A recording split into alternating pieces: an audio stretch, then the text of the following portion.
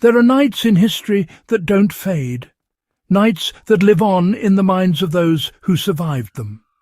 But there was one night, one unthinkable night, when darkness itself seemed to vanish.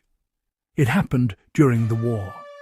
The city, just another name on a map to distant generals, became the centre of a firestorm. I remember the air, thick with the scent of smoke and burning metal. Above, the sky should have been black, but instead it glowed, pulsing, alive, unnatural. Bombs screamed down with a fury I'd never known. Flames leaped from rooftop to rooftop. Explosions lit up the horizon, each one casting the shadows of running figures against walls battered by shrapnel. The night, it seemed, had been erased, replaced by a false, unending daylight. Civilians crowded into shelters, faces streaked with soot and fear. Children pressed their hands over their ears, but nothing could block out the thunder of destruction above.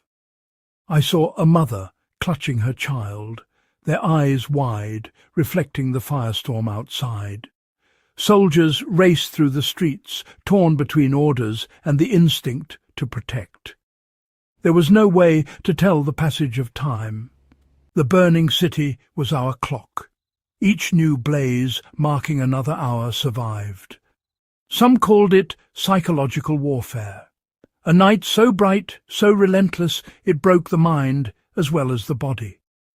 Those who made it through spoke of sleepless eyes, haunted by a sky that refused to go dark. Afterwards, the city smouldered. Ash drifted down like snow.